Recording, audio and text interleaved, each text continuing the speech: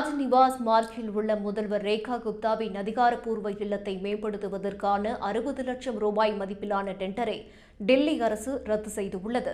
டெல்லி முதல்வராக பிப்ரவரியில் பதவியேற்ற ரேகா குப்தாவுக்கு ஜூனில் ராஜ்நிவாஸ் மார்க்கில் உள்ள மாளிகை எண் 1 டைப் 7 மாளிகை ஒதுக்கப்பட்ட நிலையில் மாளிகையை மேம்படுத்த 60 லட்சம் ரூபாய் மதிப்புள்ள டெண்டரை ரேகா ஜூலை 4ஆம் தேதி திட்டமிடப்பட்டு இருந்தது.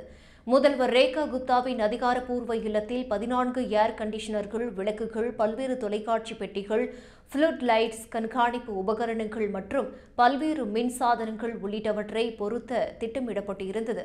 இதற்காக டெண்டர் கோரப்பட்டதற்கு ஆம் ஆத்மி மற்றும் காங்கிரஸ் கடுமையான எதிர்ப்பு தெரிவித்தது.